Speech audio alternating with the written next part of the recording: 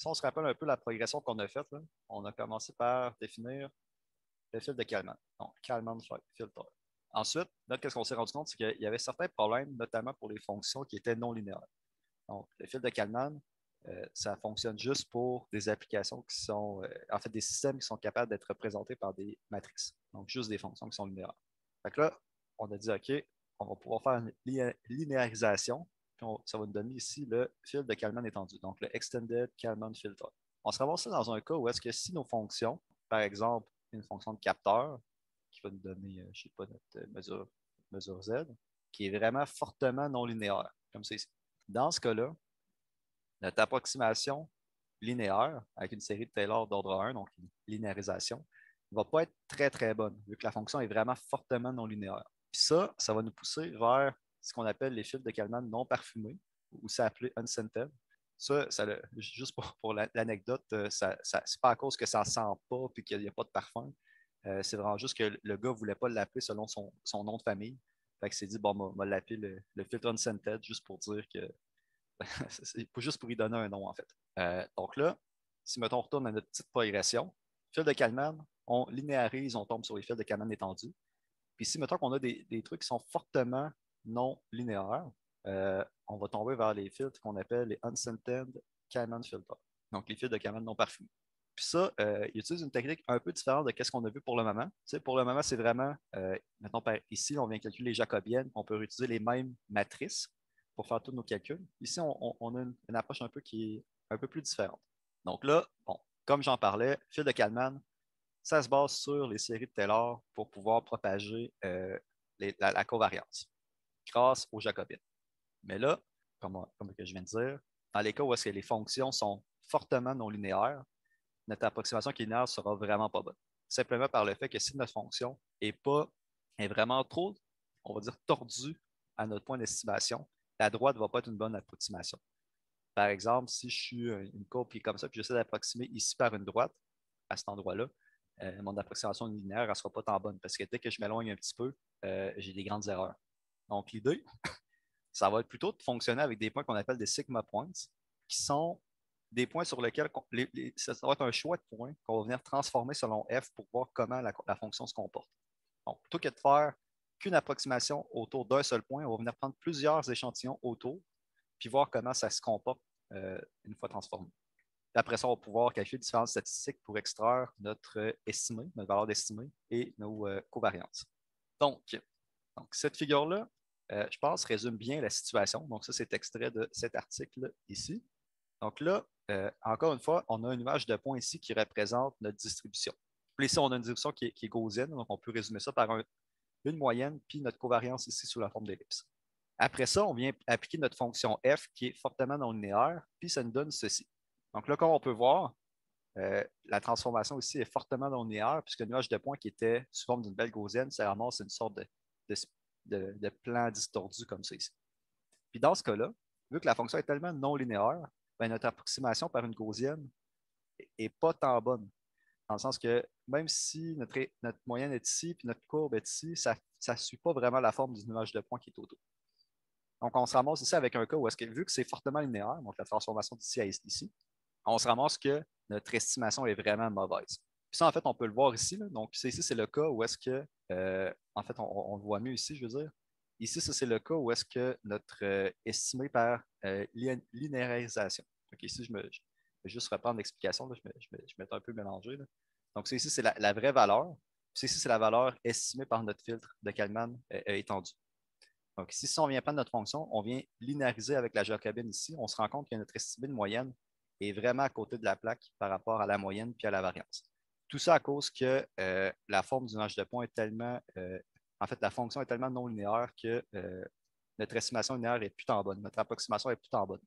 Donc, ici, c'était le AKF, là, Extended Kalman Filter.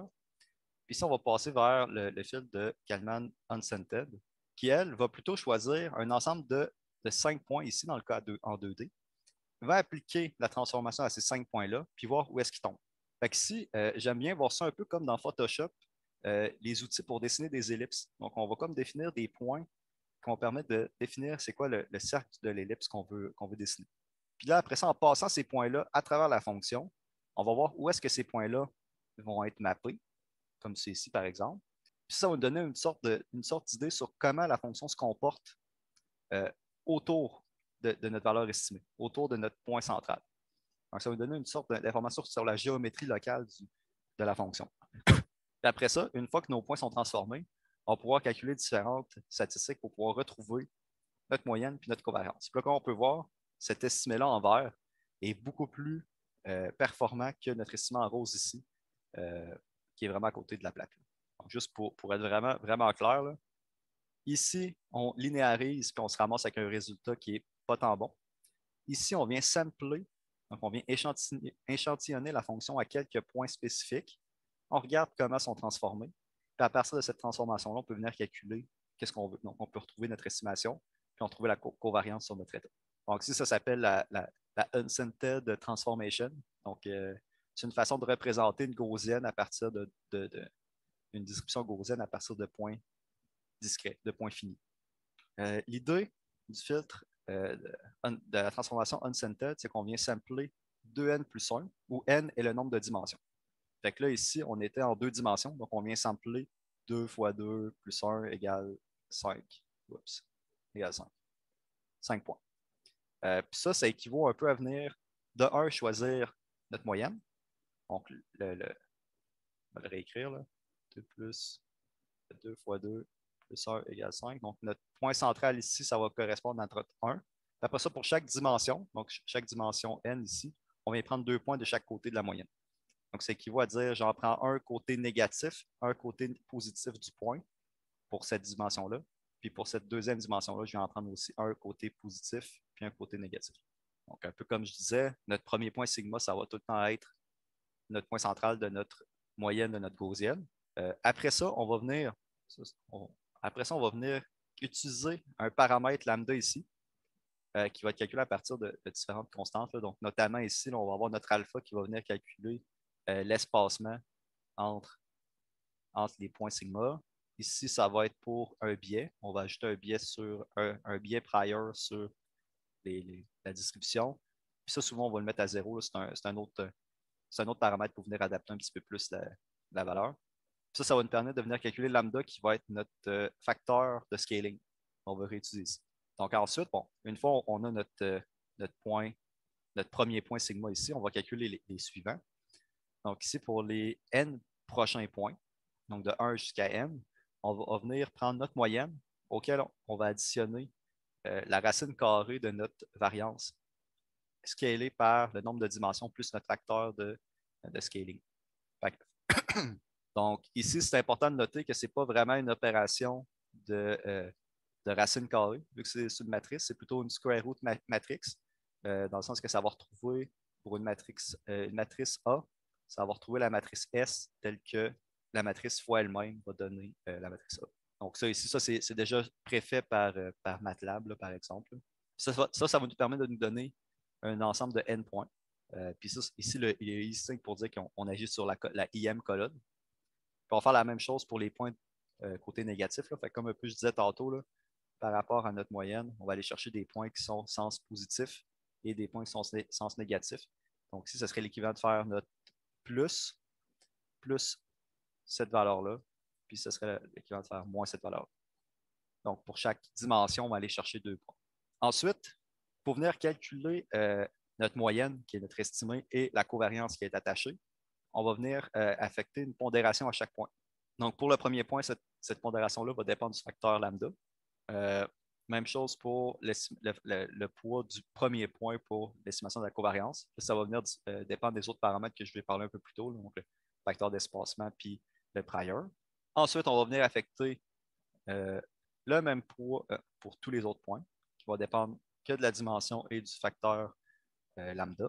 Puis après ça, à partir de cette transformation de points-là, on va pouvoir venir recalculer c'est quoi notre moyenne et c'est quoi sa covariance. Tout ça à partir de l'ensemble des 2n plus 1 point. Donc ici, là, comme on peut voir, là, ici, on vient prendre les points sigma qui sont transformés. On vient faire une moyenne pondérée. Donc ici, qu'est-ce qu'on peut voir, c'est que la somme de ces points-là ici va tout sommer à 1. Donc on vient faire la moyenne pondérée de tous ces points qui sont transformés ici. Alors qu'ici, on vient faire vraiment calculer que la variance pondérée, donc la moyenne pondérée de la variance. Donc, par rapport au point transformé moins notre moyenne. Donc, ça, c'est vraiment similaire à comment on calculerait notre variance en ED. Puis ça, comme qui est noté ici, ça a l'avantage qu'on n'a plus besoin de calculer des dérivés. Donc, on n'a plus besoin de calculer de jacobienne pour faire notre linéarisation. Puis, ça a aussi comme avantage que les fonctions non linéaires, fortement non linéaires, sont mieux représentées. Donc, ça, on reprend un peu le même exemple qu'on avait vu plus tôt. Ah oui, comment se compare la quantité de calcul? Je pense qu'il en parle un peu plus loin, mais je te dirais que c'est probablement moins pire. Faudrait que je retourne voir des slides un peu plus loin, là. Mais de mémoire, je pense que c'est moins pire. Mais je ne suis pas totalement certain.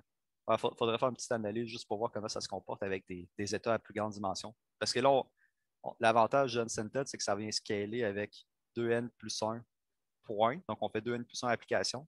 Alors que dans l'autre cas, on va devoir multiplier des matrices qui sont un peu plus grandes. Je te reviens là-dessus s'il en parle un peu plus loin des slides, mais de mémoire, c'est peut-être un petit peu plus efficace computationnellement. Ou sinon, c'est vraiment similaire. Mais je ne suis pas totalement certain. Mais je suis pas mal certain qu'il en parle un peu plus loin dans les slides, fait qu'on va regarder rendu là. Donc là, on reprend notre exemple qu'on avait beaucoup plus tôt, là, où est-ce qu'on voyait que notre nuage de points était transformé en une sorte de longue forme étendue. Donc ici, là, tantôt, qu'est-ce qu'on avait? On avait notre filtre étendu. On voyait qu'il ne performait pas très bien à cause que la forme allongée de notre transformé ici, vu que c'est une fonction qui est fortement non linéaire. Donc ici, qu'est-ce qu'on vient faire? C'est que, bon, tout ce qu'on a à faire, c'est venir choisir 5 points sigma, vu qu'on est en 2 dimensions. Fait qu'on vient utiliser les mêmes calculs que je viens de vous montrer. On vient piger nos 5 points qui sont ici. Ensuite, on peut, donc ici, c'est la liste qui représente tous les points. Ensuite, on va passer chacun des points dans la fonction f, ici, voir qu'est-ce que ça donne. C'est un peu dommage, ils ne sont pas indiqués. Mais qu'est-ce qu'on pourrait voir, c'est qu'on aurait un point ici, un point ici, un point ici, un point là, à peu près, là. Puis ça va nous permettre de trouver notre covariance et notre moyenne. On va juste faire un peu de ménage encore une fois. Puis là, comme on peut le voir, le filtre Uncented performe beaucoup mieux dans le cas où est-ce que les fonctions sont fortement non linéaires. Donc ici, en noir, on a la covariance et la moyenne réelle des données. Et en vert, on voit que c'est pile poil dessus. C'est une très bonne estimation, alors que notre version de fil de Kalman étendu est un petit peu plus à côté. Puis il y a plus de la misère à gérer justement cette forte non-linéarité-là. Puis même plus intéressant que ça, l'article a proposé l'utilisation des Uncented transform a montré que ça peut être exact pour les fonctions de 2 premiers ordres de série Taylor. Donc, alors que le fil de Kalman étendu est qu'exact pour des fonctions qui sont linéaires, cela peut être pour des fonctions qui sont quadratiques. On va commencer par la question de Samuel. Donc, OK, pourquoi ne sont pas perpendiculaires? Ouais, ça c'est une question qui revient souvent parce on pourrait se dire qu'intuitivement, le mieux, ça serait de venir prendre les eigenvalues, donc les vecteurs propres, qui seraient perpendiculaires comme ça. Dans ce cas-là, il se trouve que la façon qu'ils font, ce n'est pas l'utilisation des eigenvalues. Puis là, c'est là que je ne suis pas trop sûr de pourquoi ce n'est pas exactement ça. Mais effectivement, ils ne sont pas alignés, ils ne sont pas perpendiculaires, ils ne sont pas alignés sur les vecteurs propres. Là. Donc, les vecteurs propres, ce serait eux autres ici, là, mais ils ne sont pas alignés. Donc, je pense que ça permet un meilleur sampling. Je pense que ces points-là sont calculés de façon à avoir c'est ça, avoir une meilleure estimation de la covariance puis de la moyenne. Fait que je peux pas vraiment. J'ai regardé l'article en préparation pour le cours ce matin, puis j'ai pas trouvé de raison pourquoi c'était pas les eigenvalues, mais j'imagine que ça doit être une raison théorique pour avoir un meilleur échantillonnage. Mais ça pourrait être une bonne question à poser à Philippe, là. Je vais me le noter là, pour savoir. Ouais, c'est une bonne question. OK. Puis pour calculer le facteur de distance lambda, là, c'est vraiment juste un scaling qui vient agir sur le nombre de dimensions. Fait que si on vient scaler notre matrice de covariance par rapport à n plus ce facteur qui vient compenser, puis dans le fond, c'est calculé avec ici une valeur d'espacement des points. Fait qu'en fait, je pense que la réponse à ta question, Samuel, c'est justement à cause qu'on utilise ces équations-là qui viennent choisir des points d'une certaine façon selon la matrice de covariance. Donc, c'est probablement des points qui sont optimaux, presque d'être optimaux pour représenter qu'est-ce qu'on veut faire. Probablement mieux que si on choisissait les vecteurs propres. Mais encore là, Je ne suis pas totalement certain, donc à prendre avec un grain de sel, mais ça peut peut-être donner un petit peu l'intuition derrière. En tout cas, c'est mon intuition derrière. Sinon, pour ta question, Jean-Philippe, donc juste pour retourner au calcul de facteur de distance, on a une constante alpha ici qui est un peu l'espacement entre les points. Puis ici, ça serait un biais prior sur le tout. Puis là, il se trouve que les valeurs ici sont mauvaises. L'équation, il n'y a pas le bêta, mais ça, je sais que ça est habituellement zéro, vu que c'est un deuxième facteur d'ajustement pour la transformer. J'imagine que c'est ici le bêta, ça serait ça ici, mais je ne suis pas sûr. Il faudra retourner dans l'article. Le comment c'est calculé, c'est peut-être pas si important que ça. L'important, c'est peut-être un peu plus comprendre comment le lambda opère pour choisir les points. Donc, c'est vraiment un facteur de scaling. C'est un peu une paire paramètre qui vient ajuster l'algorithme. Donc là, on retourne rapidement avec notre exemple là, qui était fortement non linéaire. On va regarder comment ça se calcule. Fait que là, comme je disais un peu plus tôt, on vient piger 5 points. Ici, pour les raisons de la cause, on a choisi ces paramètres-là. Ça nous permet de nous calculer ces points sigma ici. Après ça, on passe séparément chacun des points à travers notre fonction f, ici. On regarde où est-ce que ça tombe. Ça nous permet d'extraire des statistiques sur la covariance et la moyenne de notre distribution. Puis là, bah, ça je l'ai déjà dit, mais juste pour répéter rapidement, ça permet d'une meilleure façon, ça permet une belle façon, en fait, de représenter une gaussienne qui est transformée de façon non linéaire, de façon plus efficace que si on faisait une linéarisation. Donc, si on fait un petit exemple en 1D, donc on commence par calculer nos sigma points. Fait que là, ce serait vraiment le cas où est-ce qu'on passe une gaussienne, là, 1D, on passe à travers une fonction, puis on regarde qu'est-ce que ça donne de l'autre côté, là, avec une fonction qui est fortement non linéaire. Fait que le cas en 2D est un peu plus simple. Donc, tout ce qu'on a à faire, c'est venir choisir nos 3 points sigma.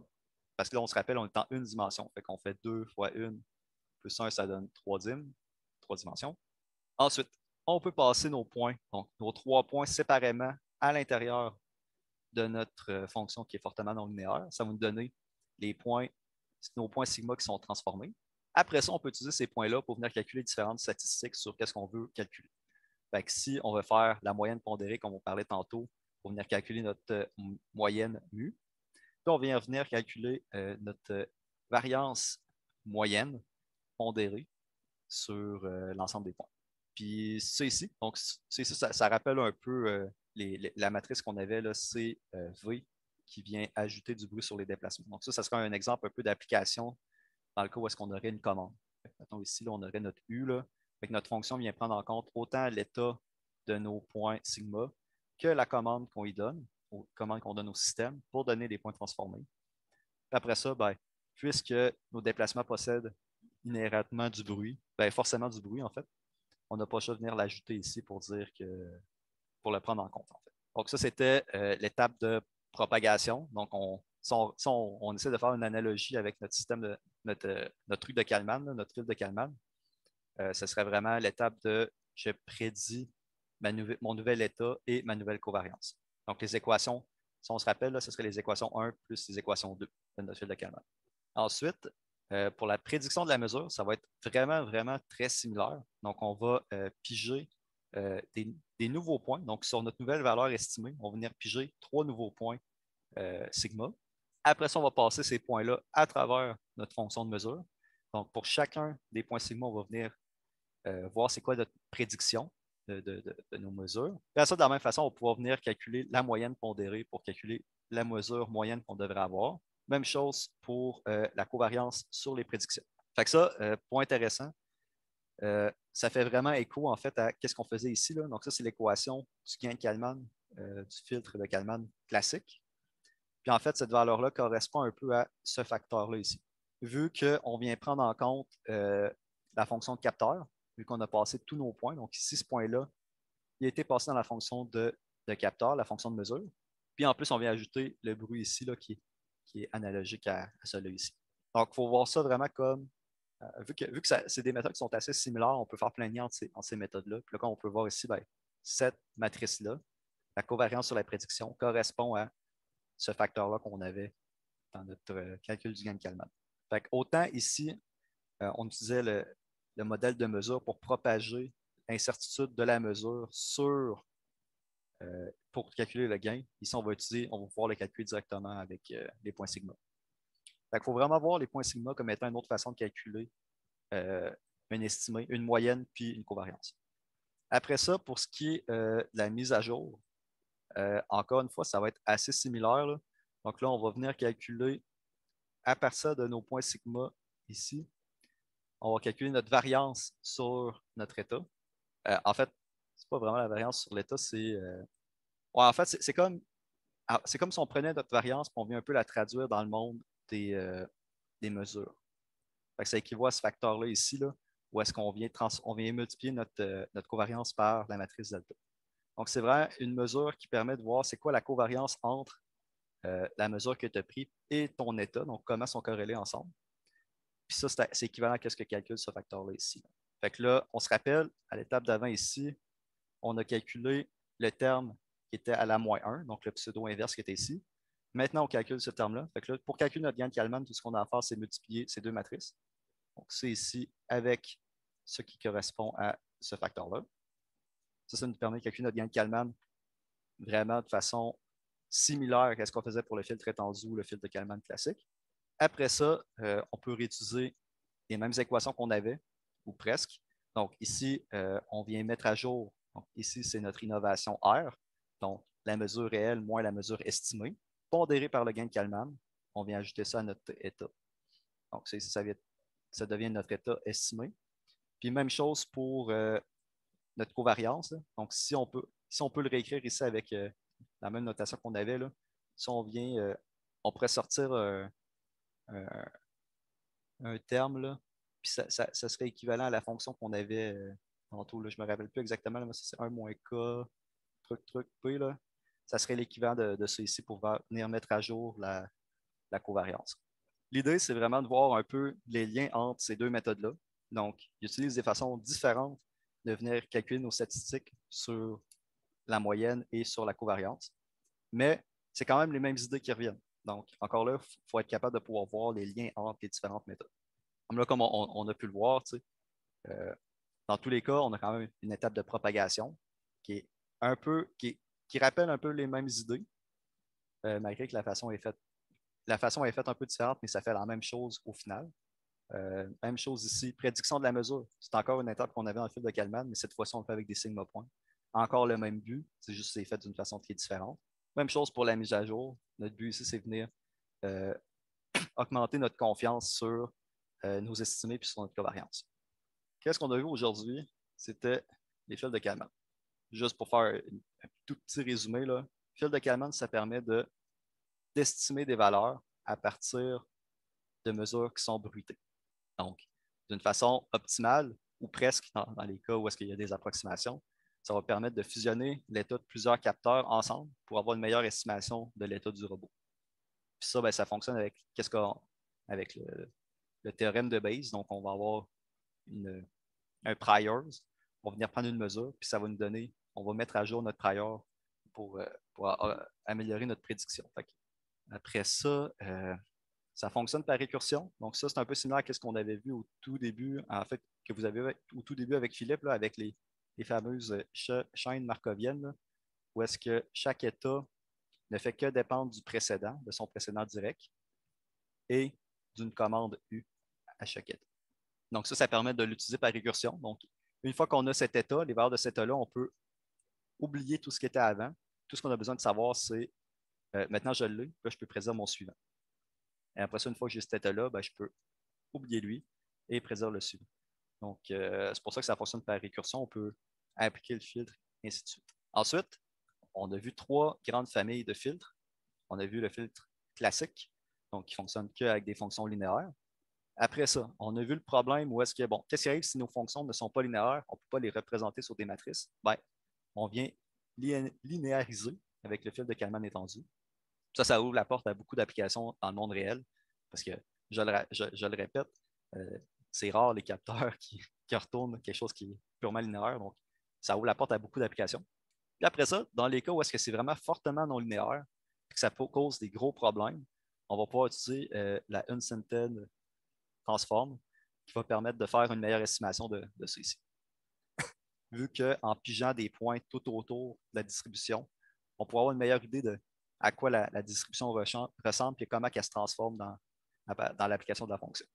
Puis là, comme vous avez pu le voir, là, les principales difficultés des fils de Kalman, c'est souvent écrire les équations du système. Fait que là, on se rappelle au tout début, là, on avait vu un peu le fil de Kalman sur une boîte noire. Là.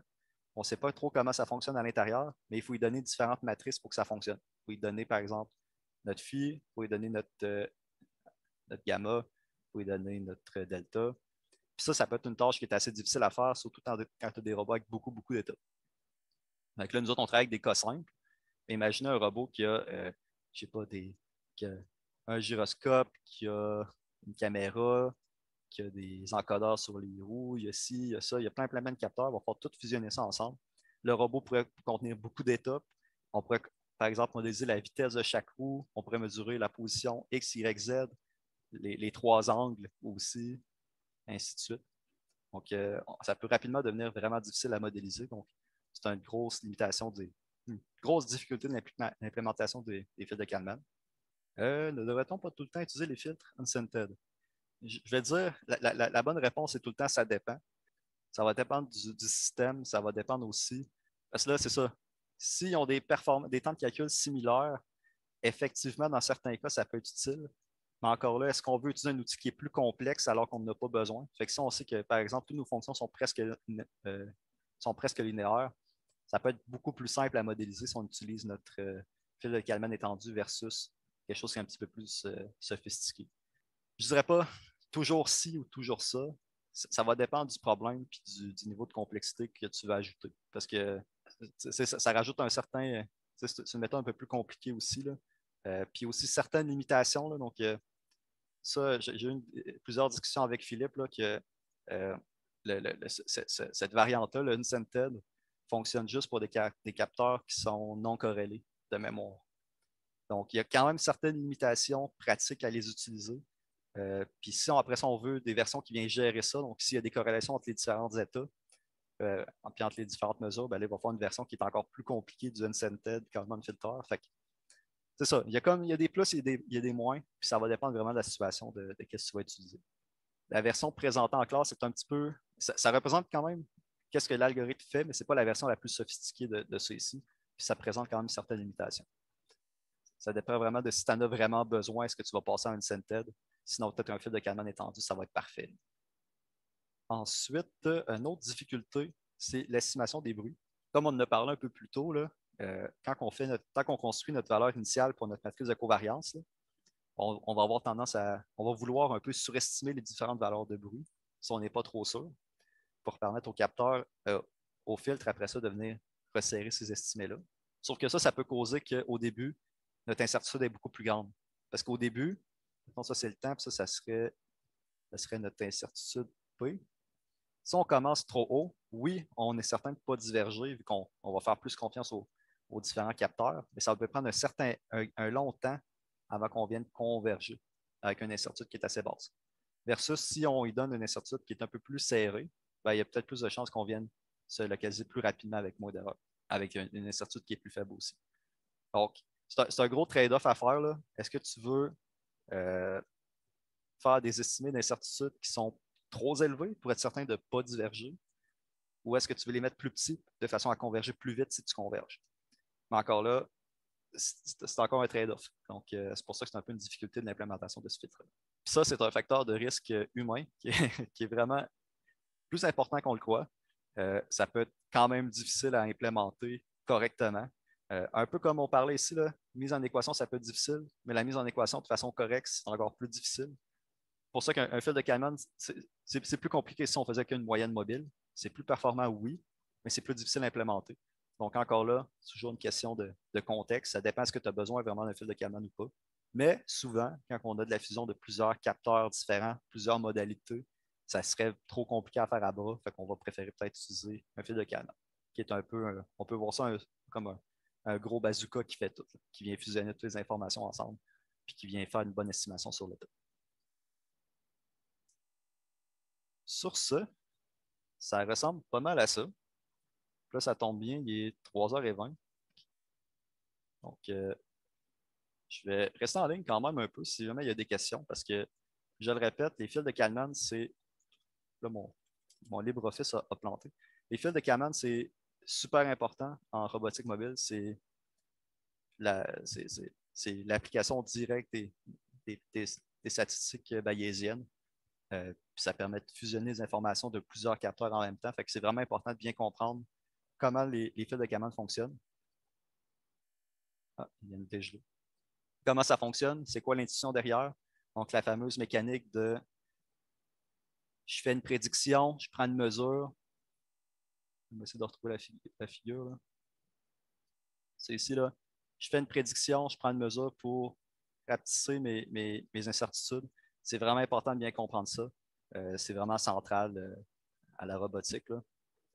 Donc, on joue tout le temps avec des incertitudes, puis le fil de Kalman, c'est un outil parfait pour gérer ça. Donc, vraiment important de bien comprendre. Donc, si jamais il y a des questions, n'hésitez pas, moi, rester en ligne encore quelques minutes. Puis sinon, ce vendredi, on va avoir un laboratoire pratique sur les fils de Kalman. Donc, on se voit vendredi. Là. Sinon, si vous n'avez pas de questions, vous pouvez vous déconnecter. Oui, Samuel, c'est quoi ta question?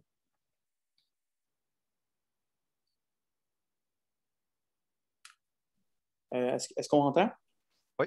Si j'achète des roues dont je connais, par exemple, je sais qu'avec certaines commandes en tension, je vais obtenir une certaine réaction. Dans le fond, je vais savoir de combien de degrés ça va tourner avec le temps que je vais l'activer, etc. Fait que dans le fond, je vais connaître ma fonction, puis je sais aussi, par exemple, l'incertitude de cette roue-là, mais que j'implémente par-dessus ça un asservissement, dans le fond. Fait que les roues sont asservies de manière à ce que la même commande, euh, genre, ma question, en gros, c'est de quelle manière est-ce que il faut que j'en tienne compte pour pouvoir être optimal avec tout ce qu'on vient de voir dans le cours? On va juste aller chercher les équations. Dans le fond, dans ton cas, je vais juste me mettre en mode présentation. Dans ton cas, vu que tu as un asservissement par-dessus, j'aurais tendance à dire que ta matrice euh, gamma ici devrait en prendre en compte. Dans le sens que pour le système, la commande, c'est. Je vais juste rapetisser mon crayon encore une fois. Pour ton robot, ta commande, ce serait avance, mettons, de 1 mètre. Ben, ton asservissement va le faire en dessous. Mais ton fil de commande n'a pas forcément besoin de le gérer. Tout ce que tu as besoin de savoir, c'est que quand tu lui dis 1 mètre, il va avancer d'1 mètre. Puis ça, ton asservissement, qu'est-ce que ça va faire? Ça va peut-être réduire l'incertitude sur ta commande. Ça va peut-être réduire un peu le terme CV. Vu que ton asservissement est peut-être super bon, puis que tu peux être plus précis que si tu y allais juste avec un contrôle de tension.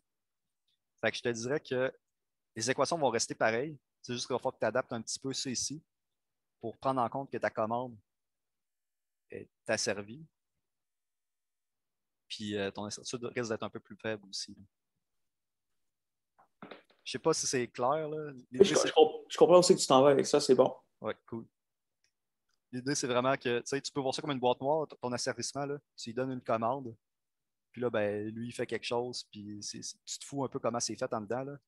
Qu'est-ce qui t'intéresse, c'est entrée, sortie. Puis ce mapping-là, c'est fait par ta matrice gamma là, ici.